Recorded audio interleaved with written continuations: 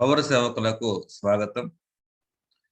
ఇంతవరకు మీరు విభిన్న రకాల వ్యాఖ్యానాలకు సంబంధించిన అంశాలని విన్నారు. అందులో ఏదైనా సందేహాలు ఉంటే అడిగిన తర్వాత మిగతా వాటికి వెళ్దాం. చాలా గొంతు బాగా నొప్పిగా ఉంది. ఉదయం నుంచి 6-7 క్లాసులు కంటిన్యూగా చెప్పాల్సి వచ్చిందనమాట. ఇంకా అసలు మాట్లాడే పరిస్థితి కనిపించట్లేదు. అయినా సమాధానం చెప్పే పరిస్థితి మీ దగ్గర ఉంది కాబట్టి నేను మాట్లాడడం ఈరోజు తగ్గిస్తాను. మీరు మాట్లాడేవి ఏమైనా ఉంటే మాట్లాడండి. ఈ రోజు క్లాస్ అంతా దీనికి కేటాయిద్దాం అనుకుంటున్నాను. ముందుగా మహేష్ గారు, ఇంతవరకు ఆయన క్లాసుల్లో ఒక జిస్ట్ లాగా మీకేమనిపించిందో ఒకసారి చూసి కానీ చూడక కానీ చెప్పే ప్రయత్నం చేస్తే బాగుంటుందేమో ఆలోచించండి.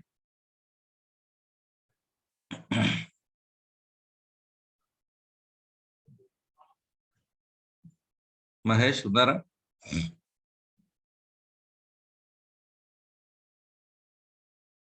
విద్యాధరి, మీరు వింటున్నారా పాఠాలు? Good evening sir. శుభమమ్మ, వింటున్నారా? మీరు పాఠాలు వింటున్నారా? ఈ రోజే ఫస్ట్ క్లాస్ కి వచ్చాను సార్. నా జీమెయిల్ ఏదో కొంచెం ప్రాబ్లం అయిపోయి నాకు మెయిల్స్ రాలేదు సార్ ముందంతా. తర్వాత మళ్ళీ సార్ ని కూడా అడిగాను. అప్పుడు సార్ చెప్పారు. అప్పుడు మళ్ళీ ఒక రోజు వచ్చింది, కానీ మళ్ళీ ఏదో ప్రాబ్లం అయింది సార్. అప్పటి నుంచి మెయిల్స్ రాలేదు. సో కొంచెం అంతా సాల్వ్ చేసుకొని ఈ రోజు మెయిల్ వచ్చింది కాబట్టి ఇంక ఈ రోజు వస్తున్నాను సార్ ఫస్ట్ క్లాస్. గ్యాప్ నేను అదే మీకు కూడా కాల్ చేద్దాం అనుకుంటూ ఉన్నాను సార్. ఎలాగా చెప్పండి. Okay okay. నవీన్ మహేష్ గారికి ఫేవర్ గా ఉందంట. రాఘవ్ గారు, మీరేం చెప్పగలరా? ఒక హాఫ్ అన్ అవర్, ఎక్కువ చెప్పలేండి, ఒక హాఫ్ అన్ అవర్ మీ అభిప్రాయాలు చెప్పండి. ఎందుకంటే మనకి 2 రకాల విషయాలు. ఫస్ట్, మీరు చదువుతున్నప్పుడు ఈ విషయాలు అర్థమవుతున్నాయా లేదా అనేది ఒకటి. రెండవది, ఇంతవరకు సుమారుగా ఒక 16 క్లాసులు జరిగినాయి, 15 క్లాసులు అనుకోండి. 15 క్లాసుల్లో మీరు ఎంతమంది విన్నారో, ఎంతమంది వినలేదు, ప్రీవియస్ గా మీకు ఉన్నటువంటి సందేహాలు ఏమైనా ఉంటే గనక చెప్పండి. సుధాకర్ గారు, మీతో మొదలెడదామా? సార్ గుడ్ ఈవినింగ్ సార్, చెప్పండి. ఇంతవరకు మీరు ఈ క్లాసెస్ ఎన్ని క్లాసులు విన్నారు మీరు? 2 క్లాసెస్ విన్నాను సార్. 2 విన్నారా? Okay sir. రాఘవ్ గారు, మీరేం విన్నారు? ఆల్మోస్ట్ అన్ని క్లాసులు విన్నాను సార్. అన్ని విన్నారు కదా.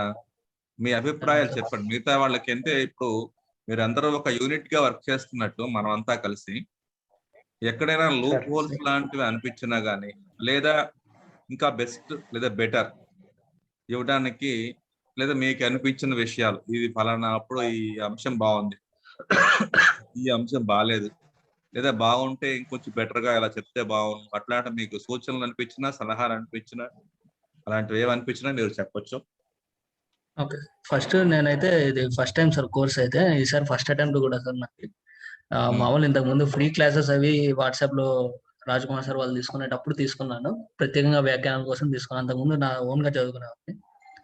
ఫస్ట్ క్లాసులు బాగా అనిపించినాయి సార్. మీరు వ్యాఖ్యానాల గురించి చెప్పిండేది అంటే ఫండమెంటల్స్ చెప్పినారు కదా సార్. రసము, వ్యభిచార భావాలు, అది బాగా అనిపించింది. అది కాస్త మళ్ళీ నేను పీపీటీ చూసి చదువుకోవడం జరిగింది. దాంట్లో వ్యభిచార భావాలు రసావిష్కరణకి ఎలా ఉపయోగపడతాయి అనేది లైన్ బై లైన్, అవిభావాలు, ఆలంబనాలు, అదంతా అది బాగా అనిపించింది సార్. అది కొద్దిగా బాగా చదువుకున్నాను. ఆ తర్వాత గ్రామర్ వైజ్ వచ్చేస్తే అలంకారాలు, ఛందస్సు ఇవన్నీ ముందుండేటివే, కాకపోతే కొన్ని కొత్త ఛందస్సులు వచ్చినాయి. కవితా రాజితం, అవన్నీ మాలిని ఛందస్సు, ఇవన్నీ కొన్ని కొత్త వచ్చినాయి. అలంకారాలు కూడా, అలంకారాలు మా ముందు మా ఇంటర్మీడియట్ అక్కడ వరకు ఉన్న అలంకారాలే బాగానే అనిపించింది సార్. ఆ తర్వాత ఇంకా మీరు పద్యం టు పద్యం ఎక్స్ప్లెయిన్ చేస్తున్నప్పుడు ఇవి రాయాలి, ఇది ఈ అలంకారము, ఈ ఛందస్సు అనేటప్పుడు కూడా అర్థమవుతుంది మంచిగానే. ఇంకా తర్వాత నన్నయ్య ఆది పర్వము, నన్నయ్య కవిత లక్షణాలు ఒకసారి రివైజ్ అయినట్టుంది సార్. బేసిక్ గా నాకు ఈ తెలుగు క్లాసులు నేను తెలుగు చదువుకోవడానికి బాగా ఉపయోగపడినాయి సార్. ఇంతకుముందు ఎప్పుడో నాకు టైం దొరికినప్పుడు చదువుకునేవాడిని. ఈ క్లాసులు ఉండడం వల్ల అదే పనిగా రోజు ఒకసారి రివిజన్ అన్నట్లుండి నేను గాడిలో పడినాను సార్ కొద్దిగా అన్నట్టు అనిపించింది. దానికే తీసుకున్నాను, అది ఉపయోగపడింది సార్ నాకు. అదే సార్. ఫీడ్‌బ్యాక్ అంటేనా కొద్దిగా అంటే మీరు ఆల్రెడీ ఉన్న వాళ్ళకి క్లాసులు బాగా ఉపయోగపడతాయి సార్. కొత్తగా వచ్చిండే వాళ్ళకి నాకు తెలిసి ఒకసారి వాళ్ళు చదువుకొని వస్తే క్లాస్ బాగా అర్థమవుతుంది సార్. అదే నాకు అర్థం. అంటే బేసిక్స్ నుంచి చెప్పట్లేదంటారా? బేసిక్స్ చెప్పారు సార్. ఇది నన్నయ్య ఆదిపర్వం గాని, శ్రీకృష్ణ రాయబారం గాని, గుణనిధి కథ గాని. గుణనిధి కథ నాకు ఫస్ట్ డే ఏం అర్థం కాలేదు. ఆ తర్వాత యూట్యూబ్‌లోను అక్కడ వీడియోస్ అవన్నీ చూసుకొని వచ్చిన తర్వాత ఈ కథ ఏంటి అనేది అర్థమైంది. బేసిక్‌గా మీరు కథ ఏంటి అనేది ఫస్ట్‌లో చెప్పట్లేదు కదా! డైరెక్ట్ వ్యాకరణాల్లోకి వెళ్ళిపోతున్నారు కదా! పద్యం తీసుకొని పద్యం అర్థం చెప్తున్నారు. కథ తెలియని వాళ్ళకి ఆ పద్యం ఏంటి, అది ఏ సందర్భంలో ఉండేది అన్నది తెలియకపోవచ్చు సార్. మొత్తం కథ వాళ్ళకి తెలీదు. అప్పటికప్పుడు అదొక్కటే సార్. అంటే ఇది ఇంకా తర్వాత సార్ వ్యాఖ్యానాల ఇది కోర్స్ అవటం వల్ల కథ అదే కోసం సార్. కేటాయించట్లేదు సమయం. అవును సార్. అవును సార్. ఉమ్. ఇంకా అంతే సార్. సార్ కవి పరిచయాలకి సమయం వీలుంటేనా ఒకసారి సార్. అంటే కవి పరిచయాలు ఎలా రాయాలి వాళ్ళ గురించి. ఇప్పుడు తిక్కన నన్నయ్య అంటే ఓకే సార్. పార్ట్ బిలో ఉంటది రాసేయచ్చు. ఇది మొల్ల రామాయణం మొల్ల గురించి గాని అట్లా పార్ట్ పేపర్ 1 పార్ట్ బిలో లేని కవుల గురించి, కవితల గురించి ఒకసారి ఎప్పుడన్నా వీలుంటది. ఇప్పుడు మళ్ళీ మొదలై చెప్పాలి ఈరోజు. మొదలు చెప్పాలి. గొంతు అసలు పని చేయట్లేదని ఆగారు. అదే సార్ వాళ్ళ గురించి. ఆ, ఓకే. వాళ్ళ గురించి కూడా మీరు ఎక్కువేమో రాసి ఎక్కల పేరాలు ఏమో రాయాల్సిన అవసరం లేదు. 2 ఓకే వాక్యాలు సార్. ఇది 3 వాక్యాలు మాక్సిమం 3 సెంటెన్స్ చాలా, అంతకన్నా ఎక్కువ అవసరం లేదు. అంటే మీరు ఆ వ్యాఖ్యానాన్ని గుర్తుపట్టారు అని చెప్పడం కోసం మాత్రమే పరిచయం. ఉమ్. అంతకంటే దాని ఓకే గురించి సార్. మీరు విపరీతంగా మొల్ల గురించి ఒక 2-3 పేజీలు రాసేస్తారంటే కుదరదు. వ్యాఖ్యానం ఏం లేకుండా అయిపోతుంది. అంతే ఓకే కదండి. సార్. మీరు 7 వర్డ్ లిమిట్ నిమిషాల కూడా ఉంది కదా వ్యవధిలో సార్. చెప్పండి. అదే sorry for interruption sir. Word limit కూడా ఉంది కాబట్టి దానికి తగ్గట్టు రాయాల్సి వస్తుంది. అవునండి. ఎక్కువ రాయడానికి కూడా స్కోప్ ఉన్నా కూడా మనం ఎక్కువ దాన్ని రాయలేము అనమాట. అవునండి, మెయిన్ టైం ఫ్యాక్టర్ అండి. చాలా మందికి ఇబ్బంది పెట్టేది ఏంటి అంటే టైం ఫ్యాక్టర్. ఇప్పుడు మీకు ఇచ్చినటువంటి 250 మార్కుల పేపర్ ని 8 గంటలు కనుకిస్తే 250 మార్కులకి రాయగలుగుతారు. కానీ వాడు ఇచ్చింది 3 గంటలే. అది ప్రాబ్లం. చెప్పండి సుధాకర్ గారు.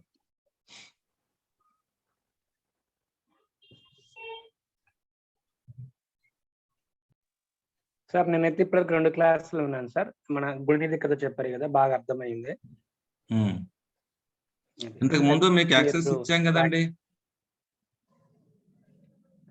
సార్, కాకపోతే నేను జాయిన్ అయిందే మొన్న ఫ్రైడే సార్. అవును, ఇంతకు ముందు క్లాసెస్ వినలేదా మీరు? లేదు సార్, వినలేదు. ఇవే విన్నాను, అందువల్ల అట్లా. సార్ మీకు సమయం కుదరలేదేమో. అవును సార్. సరే, కొంచెం సమయం తీసుకొని ముందు అవి వినండి. ఎందుకంటే బేసిక్స్ అనేది ముందు మేము చెప్పుకున్నాం. అవి కనుక మీరు వింటే, ఇప్పుడు రాఘవ గారు చెప్పారు కదా, నేనేమని చెప్పలేదు, ఆయన చెప్పారు. కాబట్టి బేసిక్స్ కొంచెం వినండి. బేసిక్స్ వినకుండా మీరు కనుక ఇవన్నీ చెప్పేసుకుంటే పాఠం అయిపోతుంది. నాకు ప్రాబ్లం కాదు, కానీ మీకు రావడం సమస్య అవుతుంది అప్పుడు. ఎందుకంటే కథ వినడం, మీరు కథ చెప్పడం లేదు, మీరు గమనించారా లేదు? కథ అనేది ఆ పద్యానికి సంబంధించి మాత్రమే చెప్తున్నాను. మొత్తం కథ ఇందులో చెప్పే పని ఉండదు. ఎందుకంటే దీనికి వ్యాఖ్యానాలు కాబట్టి వ్యాఖ్యానానికి అవసరమైన మెయిన్ ఐటమ్స్ మాత్రమే చెప్తాం ఇందులో. మీకు మెయిన్ కోర్స్ ఒకటి ఉంది. మెయిన్ కోర్సులో ఏంటంటే వ్యాఖ్యానాలు ఉంటాయి, కథ ఉంటుంది, ప్రశ్న జవాబులు ఎలా రాయాలో తెలుస్తుంది. అట్లాగే మల్టీ డైమెన్షన్స్, ఎన్ని రకాలుగా ఆలోచించాలో చెప్పే ప్రయత్నం మెయిన్ కోర్సెస్ లో ఉంటుంది. కాబట్టి వాటిని మీరు అవకాశాన్ని బట్టి తీసుకోవాల్సి ఉన్న వాళ్ళు తీసుకోండి, తీసుకోక్కర్లేదు అనుకున్న వాళ్ళు దీన్ని కంటిన్యూ అవ్వచ్చు, ఇబ్బంది ఏం లేదు. ఓకేనండి. మా విద్యాధరి, నీ పరిస్థితి ఏంటి? అంతకు ముందు కోర్సు అంతా విన్నావా? అది కూడా వినలేదా? అప్పుడు లైవ్ క్లాసెస్ కి వచ్చాను సార్. ముందు జరిగాయి కదా, భాషా శాస్త్రం జరిగి. అవునమ్మా. తర్వాత మళ్ళీ మీరు గ్యాప్ ఇచ్చారు, మళ్ళీ స్టార్ట్ అవుతుంది అని. అప్పటి నుంచి లైవ్ మళ్ళీ స్టార్ట్ అవ్వలేదు కదా సార్. లైవ్ కోసం అని చెప్పని నేను వెయిట్ చేస్తున్నాను. రికార్డింగ్ వర్షన్ వినొచ్చు కదా. అంటే ఇంకా నాకు కూడా వేరే సబ్జెక్ట్స్ చదువుకుంటూ ఉన్నాను సార్. అంటే మీరు చెప్పిన దాంట్లో నార్మల్ గా కొంచెం నేను మెటీరియల్స్ తెప్పించుకున్నాను, అవి చదివాను భాషా శాస్త్రంలో. ఇది అయితే ఇంకా స్టార్ట్ చేయలేదు సార్. మెటీరియల్ చూసావా? చూసాను సార్. ఎలా అనిపించింది మెటీరియల్? మెటీరియల్ గురించి నీ అభిప్రాయం చెప్పేది. బాగుంది సార్. అంటే నేను చాలా కొత్త కాబట్టి దీనికి కొంచెం కష్టంగానే అనిపించింది స్టార్టింగ్ లో. నెమ్మదిగా అలవాటు పడుతున్నాను సార్. ఇంతవరకు ఏం చదివావు మెటీరియల్ లోంచి? అంటే మీరు చెప్పారు కదా సార్ ముందు భాషా శాస్త్రంలో నుంచి ఆ, జరిగిన మాడ్యూల్స్ అవి ఉన్నాయి కదా సార్.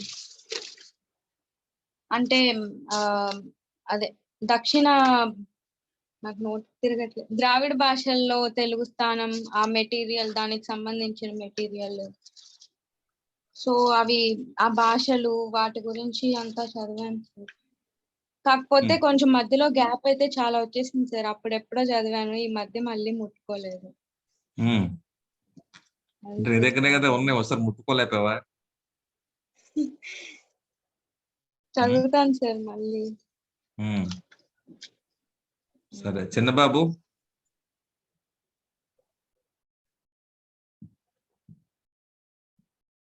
చిన్నబాబు ఉన్నారా? ఇంకా చాలా మంది వచ్చుకున్నది ఇవాళ. కరుణ్ నాయుడు, చిన్నబాబు, రాఘవ, సుధాకర్, భార్గవి గారు. సార్ ఇది బేసిక్స్ వ్యాఖ్యాన అదే రసావిష్కరణ పద్ధతులు, అలంకారాలు, ఛందస్సు, దానికి ఏమన్నా పుస్తకం ఏమైనా ఉందా సార్? మీరు మెటీరియల్ ఎక్కడి నుంచి కలెక్ట్ చేశారు సార్? అంటే అవసరం లేకపోయినా డెప్త్ గా ఎప్పుడన్నా తెలుసుకోవాలనుకుంటున్నాను. అంటే మీరు పుస్తకాలు తెచ్చుకున్న దగ్గర నుంచి ఏమవుతుందంటే వాటి మీద దృష్టి వెళ్ళిపోతుంది. ఇప్పుడు మీకు అందులో మాక్సిమం అంటే ఇవ్వడం ఇవ్వకపోవడం సంబంధం ఇబ్బంది లేదండి.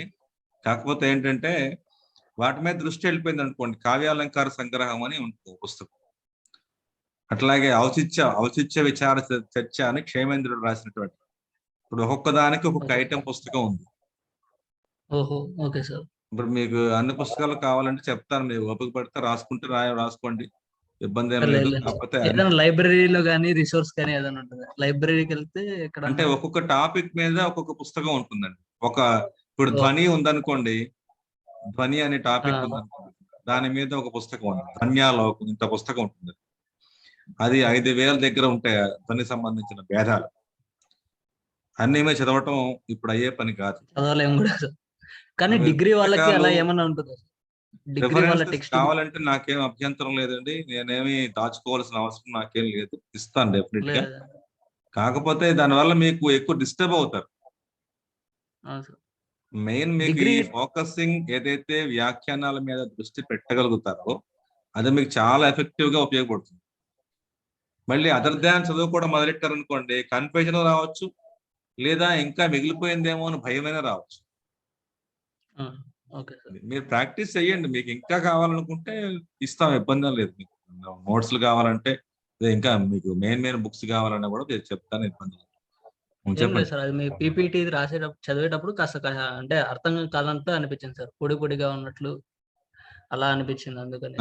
వెరీ గుడ్, మంచి ప్రశ్న వేస్తారు. దాన్ని కూడా నేను చెప్పాలనుకున్నాను మీకు, అది చెప్తాను మీకు. ఎందుకంటే వ్యాఖ్యానాన్ని రాసేటప్పుడు మనం 7 నిమిషాల్లో రాయాలండి అంటున్నాం కదా. 7 నిమిషాలు రాసేటప్పుడులో మనకున్న సమయం సరిపోతుందా చాలదా అనేది కూడా మనం క్యాలిక్యులేషన్ వేసుకోవాలండి. ఎందుకంటే 7 నిమిషాల వ్యవధి సరిపోదు నిజానికి. మనం రాసే విధానాన్ని కూడా కొంచెం చెప్తాను. వ్యాఖ్యానం రాసేటప్పుడు మనం ఏ పాయింట్స్ రాస్తామో చెప్పాము. వ్యాఖ్యానంలో ఉన్న ప్రధానమైన అంశాలు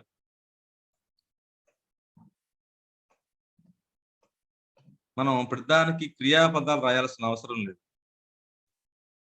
క్రియాపదాలు ప్రతిసారి రాయవలసిన అవసరం లేదు. అంటే ఒకసారి రాస్తే అక్కడ దానికి సంబంధించిన విషయాన్ని మళ్ళీ ప్రస్తావన చేయకండి. అట్లాగే నామవాచకాలు ఏమైనా ఉన్నాయనుకోండి రిపిటేషన్ గా, అంటే ఉదాహరణకి శ్రీకృష్ణుడు మాటికి రాయవలసిన అవసరం లేదు.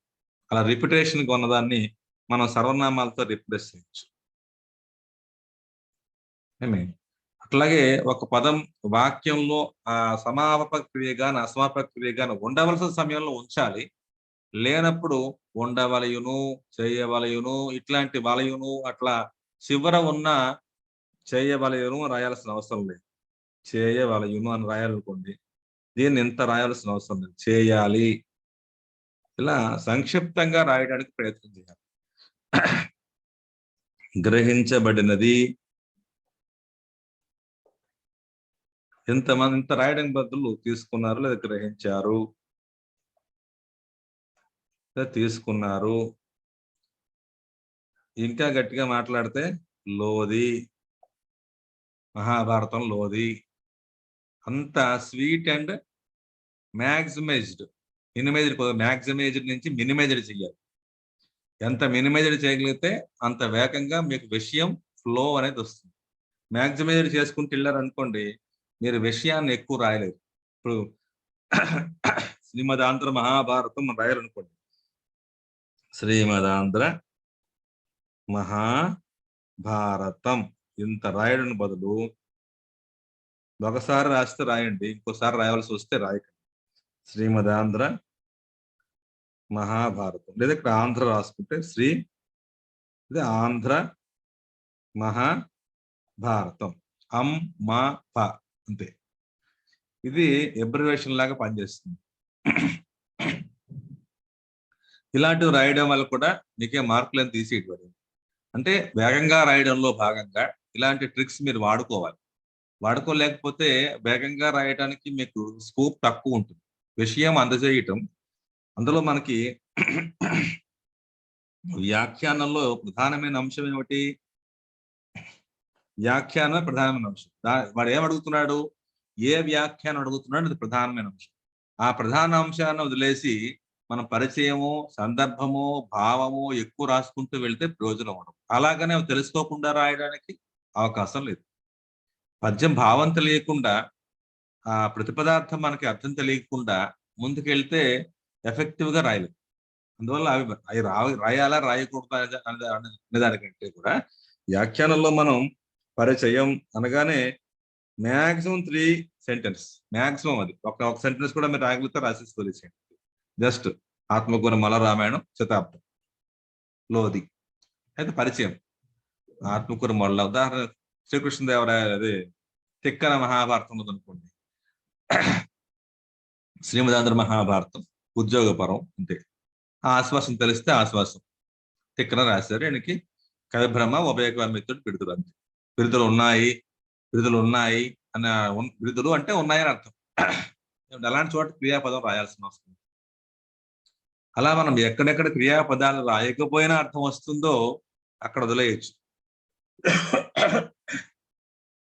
ఏమి అట్లాగే ఊత పదాలు ఎక్కువగా రాయటం.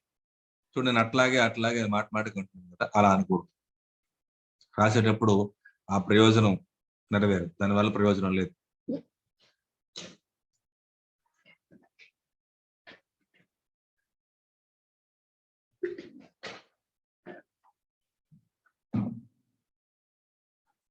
ఇంకా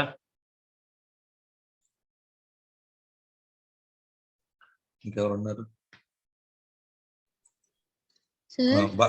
చెప్పండి సార్. ఇది వ్యాఖ్యానం కోర్స్ అని చెప్పారు కదా సార్, ఇప్పుడు మెయిన్ కోర్స్ మళ్ళీ స్టార్ట్ అవుతుందా సార్? అంటే కథలతో అలా. మెయిన్ కోర్స్ ఆల్రెడీ స్టార్ట్ అయ్యింది. ఈ కోర్స్ చెప్తున్నప్పుడు ఆ కోర్స్ నడవడానికి అవకాశం లేదు కాబట్టి అది తాత్కాలికంగా ఆఫ్ చేసాము. దాన్ని రికార్డింగ్ వర్షన్ మీరు వినొచ్చు. రికార్డింగ్ వర్షన్ విన్న తర్వాత ఇందులో కూడా రావచ్చు. రికార్డింగ్ వర్షన్ లో వ్యాఖ్యానాలు కూడా అందులోనే కలిపేసి ఉంటాయా సార్? Okay sir.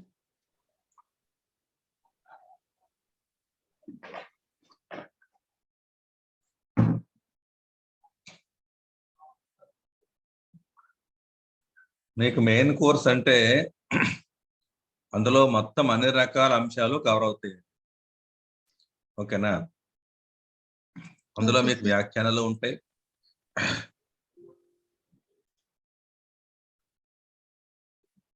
అందులో అన్ని రకాల అంశాలతో కూడినటువంటి సమాచారం ఉంటుంది.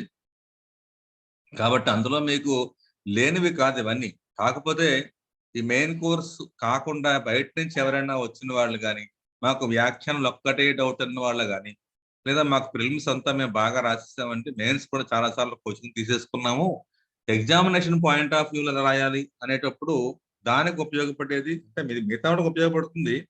ఎంఎంబి కోర్స్ అని మెయిన్స్ మార్క్స్ బూస్టర్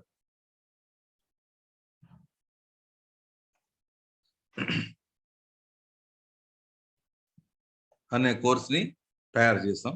ఇప్పుడు వ్యాఖ్యానాల కోర్సు ఎందుకు చేశామంటే చాలా మంది వ్యాఖ్యానం అంటే భయపడిపోతున్నారు. వ్యాఖ్యానం మా వల్ల కాదు బాబోయ్ అంటున్నారు. నిజానికి వ్యాఖ్యానంలో మీకు 100 మార్కులకి సరిగ్గా ఆన్సర్ రాయడానికి, మంచి మ్యాథమెటిక్స్ లాగా మీకు మార్క్స్ స్కోర్ చేయడానికి అవకాశం అని ఏరియాయి.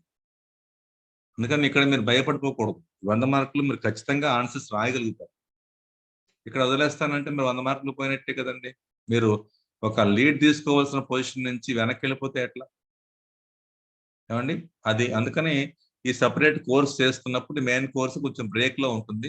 ఎవరైతే మెయిన్ కోర్స్ తీసుకున్న వాళ్ళు ఉన్నారో వాళ్ళు దాన్ని ఆ కోర్సును వింటూ కొన్నిసార్లు వాళ్ళకి లింక్ కూడా ఇస్తాం అన్నమాట. కాబట్టి మీరు మెయిన్ కోర్స్ ఉన్నాక లైవ్ క్లాసులు మిస్ అవుతామనే పరిస్థితి ఉండదండి. ఏదో ఒక లైవ్ క్లాస్ మీకు ఇస్తూ ఉంటాం. కాకపోతే మెయిన్ కోర్స్ మీరు కంప్లీట్ గా వినేయండి. వినేసిన తర్వాత కావాలంటే మీరు లైవ్ క్లాసెస్ రండి, అప్పుడు ఇబ్బంది ఉండదు. ఓకేనమ్మా? Okay sir, thank you sir. Right. తర్వాత ఎవరు? భార్గవి గారు, మీరు బిజీ దగ్గర సార్ నమస్తే సార్. శుభమమ్మా, చెప్పండి. ఇంతవరకు మీరు 12 క్లాసుల వరకు విన్నట్టున్నారు. అరౌండ్ ఆల్మోస్ట్ 7 క్లాసెస్కి వచ్చారా? 1-2 ఏదో మిస్ అయ్యి ఉండొచ్చేమో. చెప్పండి అమ్మా, మీ ఎక్స్పీరియన్స్ చెప్పండి. ఎక్స్పీరియన్స్ అంటే కొత్తవి నేర్చుకున్నట్టు ఉంది సార్. అంటే ఇన్ ద సేమ్ సెన్స్ నేను టెస్ట్ సిరీస్ అట్లా రాసినప్పుడు నిన్న గుణనిధి చేశారు కదండి సార్. తర్వాత నేను అదే టెస్ట్ రాసినప్పుడు నాకు కొంచెం టచ్ అయింది సార్. అది ఎలా అంటే మీరు చెప్పినప్పుడు అసలు ఆ దాంట్లో ఏముంది ఏంటి అనేది వ్యాఖ్యానం నుంచి క్వశ్చన్లు కూడా కొంచెం వరకు నేను ఆలోచించగలిగినాను సార్. నెంబర్ 2 అంటే కొన్ని క్లాసుల్లో సార్ అంటే మీరు టు బి ఫ్రాంక్ చెప్పన్నారు కాబట్టి నేను అలానే చెప్తున్నాను సార్. ఫ్రాంక్ చెప్పండి, ఇప్పుడేం ఇబ్బంది లేదమ్మా. ఇప్పుడేమి మీరు మసిపూసి మారడిక చేయవలసిన అవసరం ఏం లేదు సార్. అలా కూడా నాకు రాదులేండి సార్. అలా కొన్ని క్లాసులో స్పీడ్ అయినట్టు అనిపించింది సార్ నాకైతే. అది నా పర్సనల్ ఒపీనియన్ సార్. ఏ క్లాస్? నిన్న గుణనిధి క్లాస్ లో కూడా సార్. గుణనిధి క్లాస్ అయ్యింది, ఎందుకంటే నేనే చెప్తున్నాను కదా, అది యాక్చువల్ గా 2 క్లాసెస్ చెప్పవలసింది. ఫస్ట్ క్లాస్ లో స్లోగా చెప్పారు, సెకండ్ క్లాస్ లో మీరు అందుకుంటారని ఆ స్పీడ్ ని కంటిన్యూ చేస్తారు. ఎందుకంటే అక్కడికి 67 స్లైడ్స్ ఉన్నాయి సెకండ్ వాటికి. అంటే 40 వరకు ఉన్నాయి స్లైడ్స్. మనకి 20 కంటే అవడం లేదు, వ్యాఖ్యానం ఎక్కువ వెళ్ళటం లేదు. అందుకని తర్వాత దాంట్లో ఉన్న విషయాన్ని మీకు దృష్టి ఇచ్చుకుంటూ దాంట్లో ఉన్న మ్యాటర్ చదవడం కంటే ఏది అందుకని పద్యం చదివితే ఆలస్యం అయిపోతుంది. నేను గమనించింది ఏమిటంటే వ్యాఖ్యానానికి పద్యం చదవడం మొదలెట్టాం అనుకోండి, దానికే 3 minutes to 4 minutes అయిపోతుంది. శేషపద్యం ఉందనుకోండి 5 minutes అయిపోతుంది. 5 minutes తర్వాత దానికి మళ్ళీ అర్థం చెప్పుకోవడానికి ఇంకో 3-4 minutes అయిపోతుంది. అంటే మీకు వ్యాఖ్యానానికి నేను ఒక్కొక్క పద్యానికే 15 minutes తీసుకుంటూ పోతే టైం సరిపోవట్లేదు. అందుకని లాస్ట్ లో కొంచెం స్పీడ్ అయ్యాను. వాస్తవం మీరు గమనించారో ధన్యవాదాలు. అందుకని చేయలేను ఇంకా. మళ్ళీ మీరు వినొచ్చు కదా మరి, అందులో ఉన్న విషయాన్ని మీకేమి విషయాన్ని ఏమో బయట తోసేస్తుందని లేదు, విషయం అంతా క్లారిటీగానే ఇచ్చాం. కాకపోతే చెప్పేటప్పుడు వేగం పెరిగింది. చెప్పండి సార్. అంటే సాధన చేయాలి సార్. ఇంకా ఇప్పుడు ఉన్న స్థితి సరిపోదు, ఇంకొంచెం బెటర్ గా చదవాలి అనేది అయితే అర్థమైంది. ఇంతవరకు 16 క్లాసులు ఉన్నారు కదా, 15 క్లాసులు 10 క్లాసులు ఉన్నారు కదా, మీరు ఒక్కొక్క క్లాస్ గురించి బ్రీఫ్ గా చెప్పండి సార్. ఒక్కొక్క క్లాస్ గురించా సార్? సార్ ఫస్ట్ బేసిక్ క్లాసులు అయితే ఇంతవరకు నేనైతే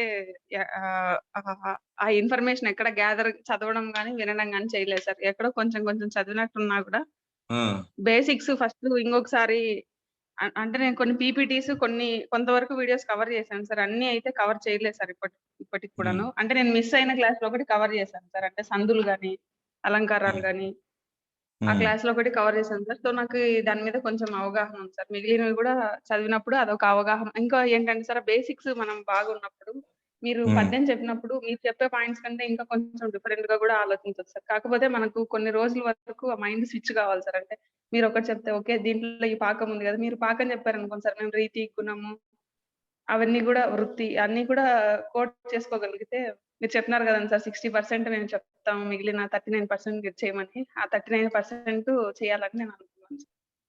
హ్మ్. ఇంకా అది బేసిక్స్ సార్. బేసిక్స్ తర్వాత లెసన్స్‌లోకొస్తే అంటే హ్మ్. మీరు వ్యాఖ్యానాలు అయితే కొంచెం ఎక్కువగానే కవర్ చేశారు సార్. హ్మ్. అంటే నాకనిపించింది ఏందంటే సార్, మీరు ఫర్ సపోజ్ కళా సౌందర్యం చెప్తున్నారనుకోండి సార్, తర్వాత అయినా గాని అందుట్లో మనస్తత్వం సంబంధించి ఏముంది, చారిత్రకు సంబంధించి ఏముంది, కొంచెం ఆ విధంగా మనకు మనమే ఆలోచించుకోవాలనిపించింది సార్. ఇంకా నేనైతే దాన్ని ఇంప్లిమెంట్ చేయలేదు. హ్మ్. ఇంకా అదే సార్.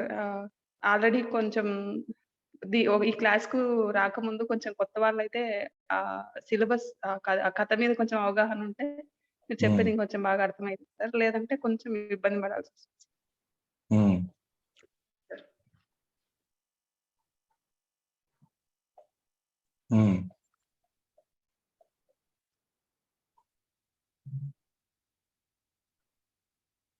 హ్మ్. అంతే సార్. ఇంకేం లేదు సార్.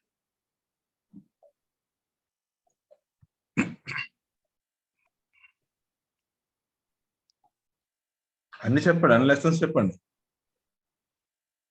లెసన్సా సార్? ఆ! ఫస్ట్ క్లాసు అది దుష్యంతోపాఖ్యానం చెప్పారు కదా సార్. హ్మ్. దుష్యంతుని చరిత్ర. హ్మ్. అందులో అంటే ఎలా చెప్పాలి సార్? మీకు ఎలా అర్థమైతే అలా చెప్పండి. సార్ మళ్ళీ ఒకసారి రివిజన్ చేసుంటే బాగా చెప్పేవాళ్ళం సార్. ఏమక్కర్లే మీరు రాసుకున్న నోట్‌బుక్ ఉంది మీ దగ్గర. జస్ట్ అలా తిరగేయండి. తిరగేసి మీకేమనిపిస్తే చెప్పండి. నోట్స్ అంటే సెపరేట్‌గా ఆ నోట్స్ అంటే నేను అనుకున్నది ఏందంటే సార్, మళ్ళీ నోట్స్ మీద కాన్సంట్రేట్ చేస్తే మీరు చెప్పే పదాలు ఏమన్నా మిస్ అయితేమోననేసి టెక్స్ట్ బుక్ ఉంటది కదా సార్. ఆ టెక్స్ట్‌లోనే మీరు చెప్పిందాన్ని సైడ్‌కి రాసుకుంటూ వచ్చాను సార్ నేను. మీరు ఏది నోట్ చేసుకుంటే మీకు ఏది అర్థమైతే దాన్ని చెప్పండి.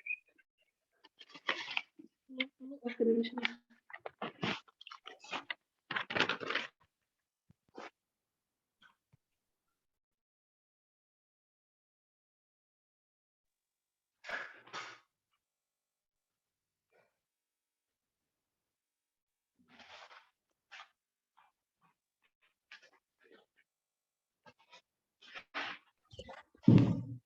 సార్ మామూలుగా నాకు అనిపించింది సార్, మీరు రసావిష్కరణ పద్ధతులు చెప్పేటప్పుడు కూడా ఇప్పుడు హ్మ్. సినిమాలు కూడా అలానే తీస్తారనిపిస్తుంది సార్. అంటే సినిమాల్లో కూడా అన్ని వాళ్ళకి కావాల్సినటువంటి ఆ వ్యభిచార భావాలను ఉపయోగించుకొని మనిషి అంటే వాళ్ళ ఆ ఒక్క సీన్‌కి ఆ భావాలు వేస్తేనే మొత్తం సినిమా అయిపోయిన తర్వాత ఆ ఫీలింగ్ ఉంటది వాళ్ళు. హ్మ్. అదొకటి అనిపించింది సార్. హ్మ్.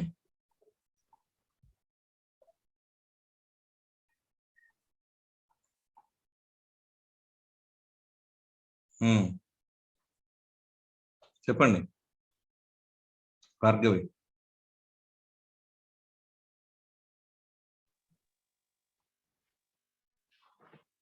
సార్ దుష్యంతోపాఖ్యానం అంటే దుష్యంత చరిత్ర అందుట్లోకొస్తే మీరు కొన్ని అంటే 47 అలా కవర్ చేసినట్టున్నారు సార్. అంటే నాకు నంబర్ కరెక్ట్‌గా గుర్తులేదు సార్. హ్మ్.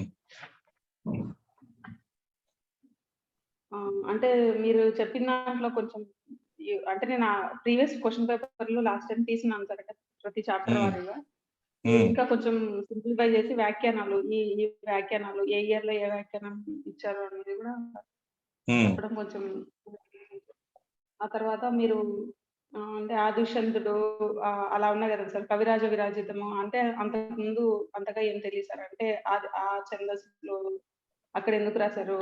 అంటే అక్కడ ఉన్నటువంటి వర్ణనలు, అక్కడ ఉన్నటువంటి ఆహ్లాదకరమైనటువంటి వాతావరణం హ్మ్. గాని, ఫర్ ఎగ్జాంపుల్ అతిరుచి రాగతుండైనా అది చూసినప్పుడు గాని సార్. అంటే ఆ పద్యంలో మామూలుగా హృదయానికి ఆహ్లాదాన్ని కలిగించే విధంగాను, లేకపోతే భావి పదార్థ సూచికను తెలిపే విధంగాను హ్మ్. ఆ పద్యంలో వర్ణించినప్పుడు అంటే ఈ చంపకమాల అంటే మీరు చెప్పారు సంపెంగమాల అనేసి. హ్మ్. సంపెంగమాల కూడా కొంచెం సువాసనలు, సంపెంగలంటే సువాసనలు వెదజల్లేవు కాబట్టి ఇక్కడ దానికి అట్లా మ్యాచ్ అని నేను అనుకున్నాను సార్. ఆ హ్మ్. తర్వాత ఇది ఉంది కదా చని చని అంటే మనం పద్యం చదివేటప్పుడే మనకు ఒక ఒక దాని నడక అంటారు కదా సార్, పద్యం యొక్క నడక.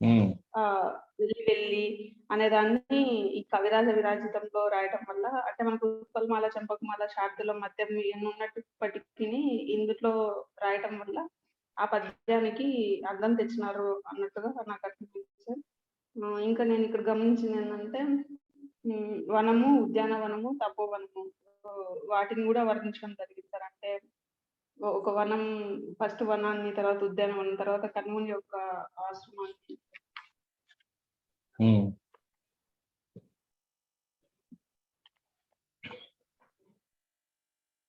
ఆశ్రమంలోని ఓకే, ఆశ్రమం అంటే ఆశ్రమంలో వైరి వర్గాలు ఉన్నప్పటికీ రెండు స్నేహంగా, అంటే ఫర్ సపోజ్ ఎలుకలు, పిల్లులు,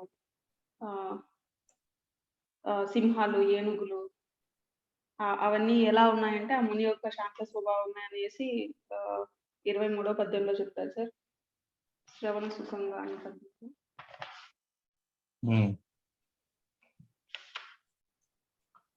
తర్వాత కళా సౌందర్యంలో అనే ఒక పద్యంలో, అంటే 25వ పద్యంలో లకారం పునరావృతం అవ్వడం వల్ల పద్యానికి శోభ ఎలా వచ్చింది, దాని సౌందర్య కళా దృష్టిలో ఎలా కవి వర్ణించారు, అలాగే అందుట్లో ధ్వని ఏమిటి, అలాగే అక్కడ ఉన్నటువంటి అలంకారము ఉపమాలంకారం అని కూడా చెప్పినారు సార్. ఇక్కడ అంటే ఆమెను ఎందుకు ఇక్కడ ఉపమాలంకారము అని ఎలా చెప్తారంటే ధవలాక్షి ధవలాక్షి అంటే తామరపు పద్మం వంటి కన్నులు కన్నుదాని అని ఆమెని శకుంతలని దుష్యంతుడు వర్ణించడం జరుగుతుంది సార్, అంటే వాడి సంభాషణలో. తర్వాత క్రచ్చర అంటే మనకి ఒక వచ్చినట్టు లేదా ఒక యాక్షన్, ఏదో ఒక క్రియ జరిగినట్టు ఎలా అయితే మనం అనుకుంటామో పద్యంలో కూడా అలాంటి పదాలు వాడడం వల్ల, క్రచ్చర అలాంటి పదాలు వాడడం వల్ల మనకి అక్కడ అంటే కథ కొంచెం ముందుకు సాగింది, ఎందుకు వచ్చినాడు అని చెప్పే కారణాన్ని అందులో తెలియజేస్తుంది 25వ పద్యంలో. అంటే 30వ పద్యాన్ని 51వ పద్యాన్ని కొంచెం దగ్గర రిలేషన్ సార్. అంటే 30వ పద్యంలోకి వచ్చేసి మునినాథ కన్య అనే డౌట్ ఉంటుంది, 51వ పద్యంలో ఆ శంక తీరుతుంది. ఈ రెండింటి మధ్యలో ఏం జరుగుతుందంటే వీళ్ళ యొక్క ఆ జన్మ వృత్తాంతాన్ని శకుంతల చెప్తుంది. మామూలుగా జన్మ వృత్తాంతాన్ని చెప్పడంలో కూడా ధైర్యం ఉంటుంది సార్. అంటే ఆవిడ ఇట్లా మేనక, కొంతమంది నాకు అర్థమైనంత వరకు అయితే కొంతమంది ఇట్లా చిన్న చూపు చూడడం కానీ అట్లా అనుకుంటారు అని, కొంతమంది అది నిజం అయినప్పటికీ దాన్ని దాచిపెడతారు సార్. కానీ శకుంతల చాలా ధైర్యంగా చెప్పగలిగింది.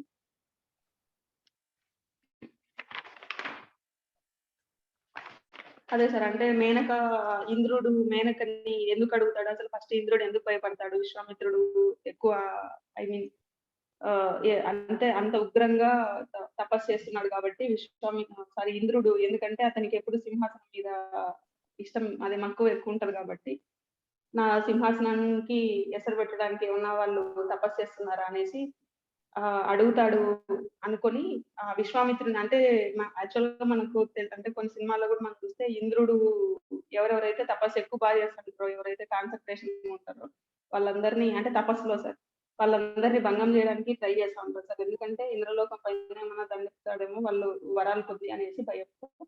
కాబట్టి ఇలాగే ఈ విశ్వామిత్రుడు వశిష్ఠుని యొక్క 100 పుత్రుల్ని అంటే చంపేసి, అది కథ నాకు అంత క్లారిటీ తెలియదు, అంటే ఇప్పుడు గుర్తు రావట్లేదు సార్. ఎప్పుడు అంటే ఆ 100 మందిని అంటే పుత్ర శోకంలో ముంచినటువంటి అంతటి విశ్వామిత్రుడు భూమిని అంతా గిరగిరా తిప్పేసి అలా ఒక సముద్రంలో ముంచేటువంటి అంత ఆయన అంత కాన్సన్ట్రేషన్ గా తపస్సు చేస్తుంటే ఏదో ఒక పెద్ద ఉపద్రవం జరుగుతుంది అనేసి మేనకని పంపిస్తాడు సార్. అంటే అతన్ని డిస్టర్బ్ చేయమని. ఆమె చెప్తుంది, నేను కోమల్ని కదా, ఎట్లా మీరే అంతగా భయపడతా ఉంటే నేను ఎట్లా వచ్చేది అనేసి ఒక పద్యంలో చెప్తుంది సార్. అని నా అనిమిషకాంత, అనిమిషులు అంటే ఏమంటారు, రెప్పపాటు లేనివారు. నిమిషులు అంటే ఎస్ సార్, అంటే వాళ్ళు అనిమిషకాంతాన్ని దేవకాంత ఆమె చెప్తుంది. తర్వాత భూలోకానికి వచ్చిన తర్వాత అతనికి నమస్కరిస్తుంది. తర్వాత వాళ్ళిద్దరి మధ్య జరగడానికి గాలి, మన్మధుడు వీళ్ళందరూ హెల్ప్ చేస్తారు అన్నట్టుగా ఉంది సార్. తర్వాత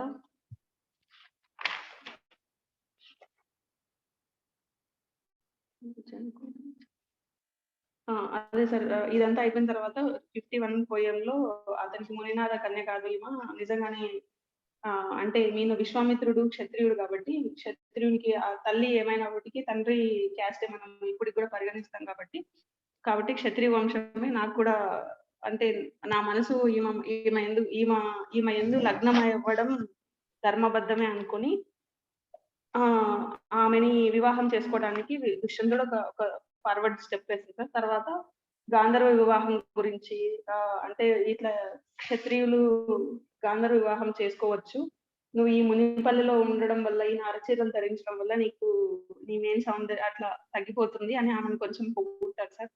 ఆమె కానీ ఆమెకి కొంచెం ప్రీవియస్ లో చిన్నప్పుడు తల్లిదండ్రులు ప్రేమ పొందలేక అదేమంటారు ఆ వాత్సల్యాన్ని పొందలేకపోయింది కాబట్టి తన పుత్ర అంటే దుష్యంతుడు ఎన్ని విధాలుగా పొగిడినా ఆమెను ఎన్ని విధాలుగా కవ్వించినా ఆమె అలా అనుకోకుండా ఫస్ట్ అదే అంటారు సార్, అంటే యవరాజ మనకు ఉదయించే పుత్రునికి యవరాజ పట్టాభిషేకం చేస్తేనే నీకు నాకు సంగమం అవుతుందని ఒక పద్యంలో చెప్తుంది సార్. ఆ తర్వాత దానికి ఈ మధ్యలో ఏం జరుగుతుందంటే ఎవరు తండ్రులు కుమార్తెకైతే ముగ్గురు తండ్రులు, ఐ మీన్ ఆడవాళ్ళకైతే ముగ్గురు తండ్రులు ఉంటారు. రక్షించిన వాడు, అన్నం పెట్టిన వాడు, భయాల నుంచి రక్షించిన వాడు, చిన్నప్పుడు ఒక మామూలు కన్న తండ్రి అనుకుంటాను ఇఫ్ ఐఎమ్ నాట్ రాంగ్. తర్వాత అదే పురుషులకైతే వేదం చెప్పిన వాడు, గురువు, అట్లా 5 మంది తండ్రులు ఉంటారని తండ్రుల గురించి కూడా చెప్పడము. అలాగే కొన్ని రకాల 9 రకాలేమో సార్, అంటే నంబర్ గుర్తులేదు సార్, ఇంకా అన్ని రకాలైనటువంటి వివాహాల గురించి కూడా చెప్తారు. అందులో ఉత్తమైనది బ్రాహ్మణ వివాహము అంటే అది కూడా చెప్తారు. కానీ క్షత్రియులకి రాక్షస వివాహం చేసుకోవచ్చు, గాంధర్వ వివాహం చేసుకోవచ్చు. రాక్షస వివాహం అంటే గంధర్వ వివాహం కొంచెం బెటర్ కాబట్టి వాళ్ళిద్దరు ఒకరినొకరు కూడా ఇష్టపడినారు కాబట్టి అలా వాళ్ళ అంటే వివాహం జరగాలని వాళ్ళు ఇద్దరు అనుకుంటారు సార్. ఒక కండిషన్ పైన వాళ్ళిద్దరు వివాహం చేసుకుంటారు. అమంత్రకంగా అంటే మంత్రం లేకుండా ఇంకొక వ్యక్తికి తెలియకోకుండా. అమితోగ్ర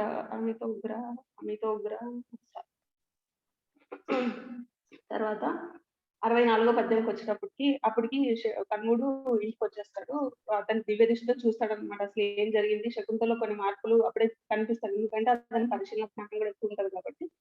శకుంతలో వచ్చినటువంటి మార్పులను పరిశీలించి నిశ్చితంగా అసలు ఏం జరిగిందని దివ్య దృష్టితో చూడటం వల్ల ఆ దుష్యంతుడు ఇలా వచ్చాడని ఇలా జరిగిందని చెప్పేసి, అమ్మ నీకు తగ్గ నీ గుణాలకి నీ వంశానికి తగ్గ వరుణ్ణే ఎంచుకున్నావమ్మ అని సంతోషించి అంటే యాక్చువల్ గా ఇక్కడ శకుంతల భయపడుతుంది సార్. అంటే మా నాన్నకు తెలియకుండా చేసుకున్నాను కదా, ఒక్క మాట అయినా నాకు చెప్పలేదని ఫీల్ అవుతాడనో లేకపోతే ఎందుకో భయపడింది. కానీ ఆ శకుంతల అనుకున్న దానికి భిన్నంగా ఆమె అంటే భయపడుకోకుండా వరాల్ని కూడా ఇస్తాడు సార్. ఒక 2 వరాలను కోరుకోవాలంటే ఆమె కొంచెం ఉత్తమమైన గుణాలు కలిగింది కాబట్టి నా మనసు ఎప్పుడు ధర్మం యందు నిలబడాలి అని ఒకటి కోరుకుంటుంది. తర్వాత తన పుత్రుని యొక్క ఆరోగ్యము, యశస్సు, సంపదలు చిరస్థాయిగా నిలవాలని ఇంకొక వరం కోరుకుంటుంది సార్.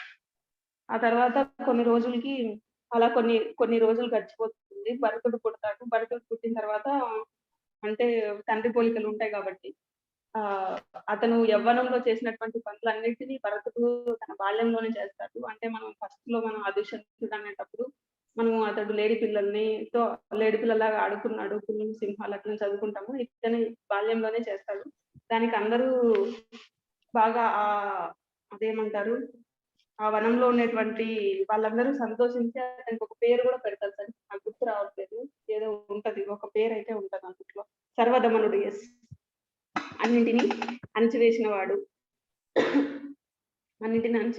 సర్వదమనుడు పెడతారు. తర్వాత కొన్ని రోజులు అయిపోయిన తర్వాత ఎట్టి సాధువులకైనా తండ్రి వాళ్ళ ఇంట్లో ఉండడం మంచిది కాదు, భర్త దగ్గరికి వెళ్ళమని చెప్తాడు.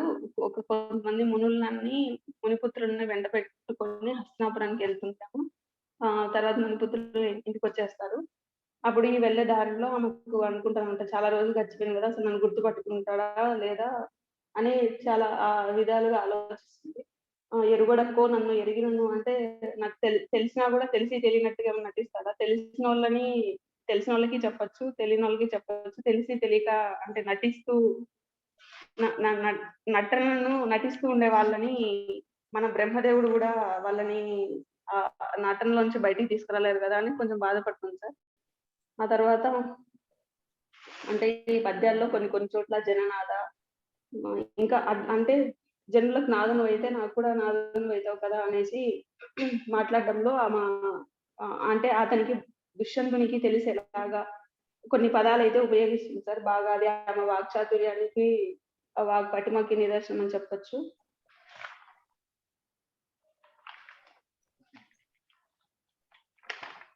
ఆ తర్వాత కొంచెం జరిగిన తర్వాత విమల యశోది పురుష వృత్త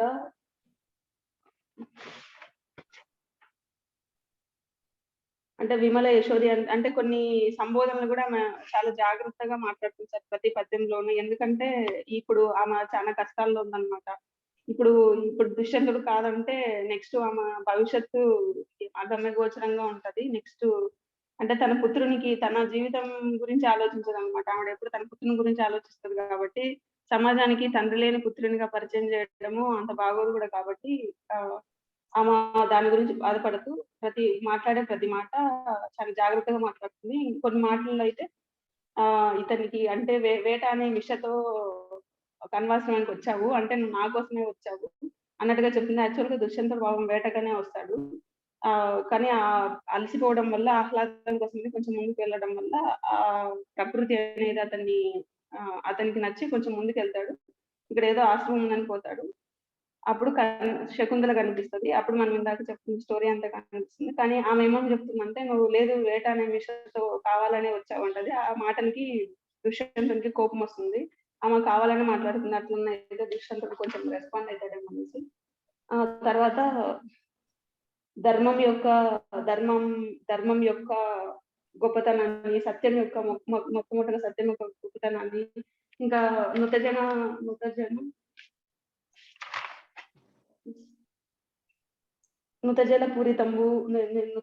పూరితంబులకు నూతులు అంటే 100 నూతులు 100 చేదుడు బావుల కంటే ఒక దిగుడు బావు మేలు, 100 దిగుడు బావుల కంటే ఒక యజ్ఞం మేలు, 100 యజ్ఞాల కంటే ఒక పుత్రుడు మేలు, 100 పుత్రుని కంటే ఒక సత్యం మేలు అని మొత్తము అంటే పుత్రుని యొక్క గొప్పతనం చెప్తుంది. ఇది ఆ కాలం నాటి సామాజిక దృష్టికి కూడా మనం ఓట్ చేసుకోవచ్చు.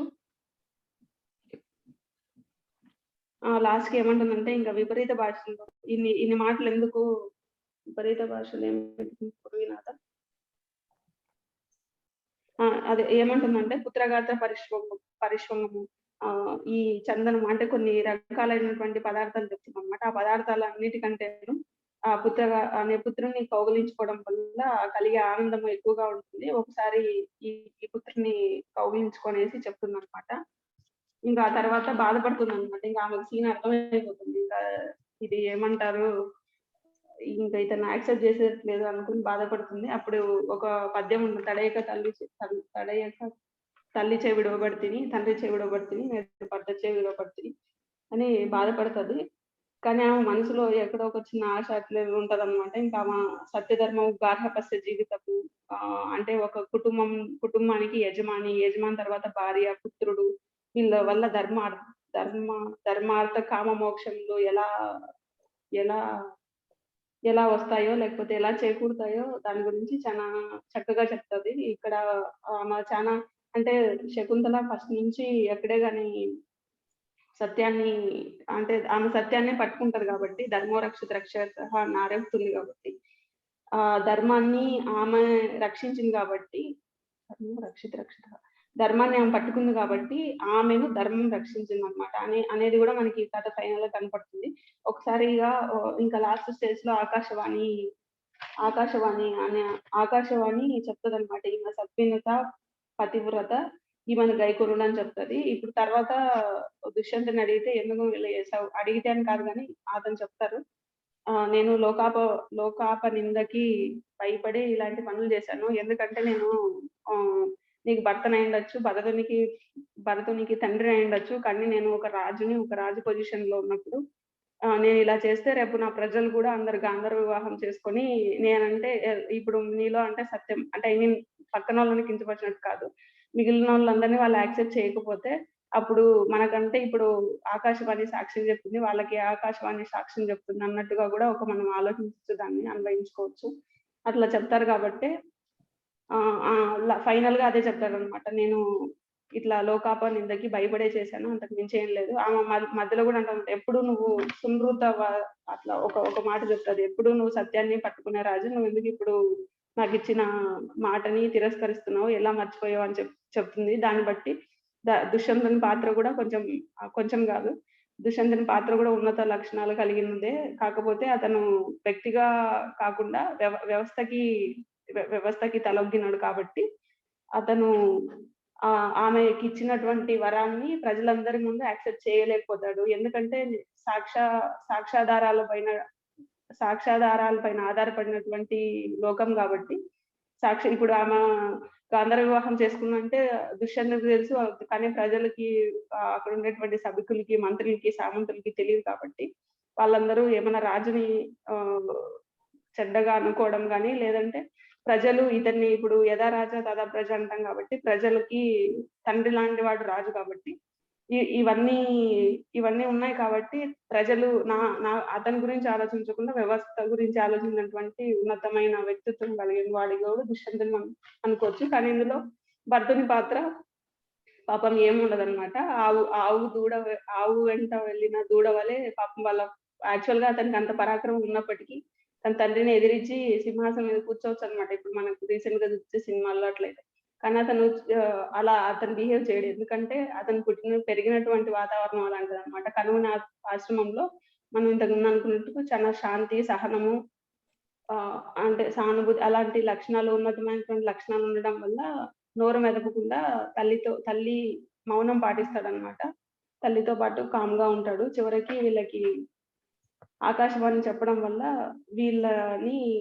వీళ్ళు దుష్యంతుని చేత స్వీకరించబడారు సార్. ఓకేనమ్మా, అయిపోయిందా? అయిపోయింది సార్. ఏమన్నా తప్పులు చెప్పింటే చెప్పండి సార్, అంటే మిస్ అయినా.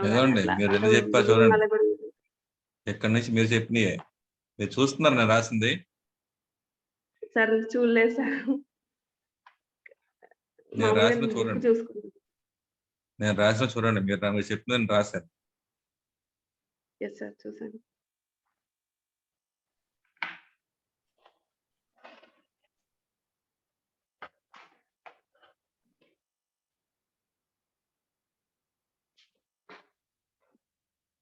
కృష్ణపక్షం బుక్ దొరకట్లేదు సార్.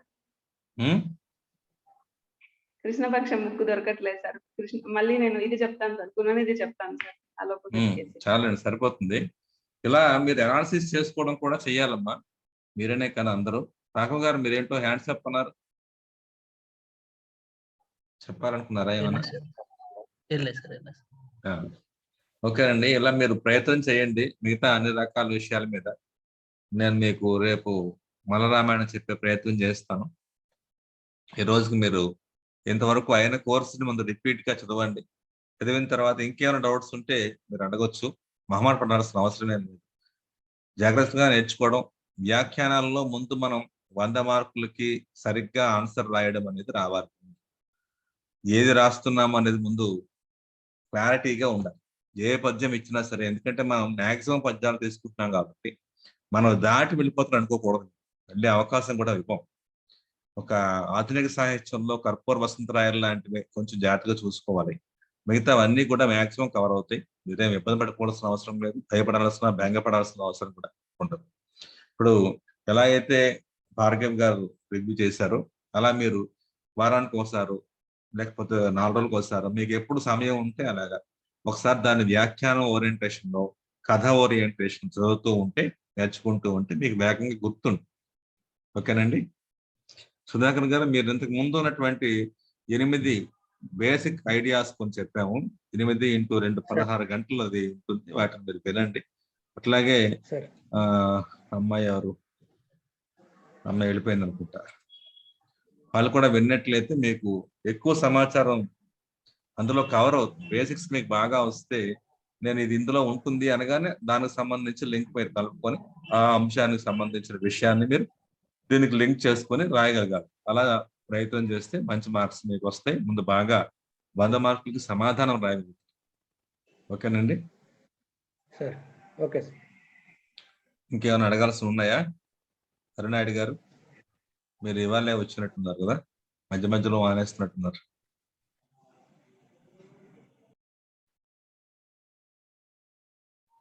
హరినాయుడు గారు, డాక్టర్ హరినాయుడు.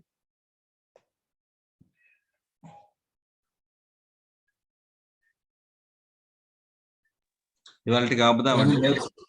చెప్పండి చెప్పండి. ఏం లేదు సార్. యాక్చువల్లీ కొంచెం నాకు మొల నుంచి డౌట్స్ ఉన్నాయి సార్. రేపు నుంచి ఎంతవరకు విన్నారా? ఏమన్నా పాతవి విన్నారా? పాతవి పాత అంటే పూర్తిగా వినలేదు సార్. ఒక రేపటిలో కంప్లీట్ అవుతుంది సార్. ఈరోజు నైట్ అంతా విందామని. వినండి వినండి, వింటే మీకు అర్థం అవుతుంది. భాష కూడా మీకు చాలా సులువైన భాషనే ఇచ్చాను. Okay sir. ఓకే అండి, శుభమండి, శుభరాత్రి. Thank you sir. ఓకే.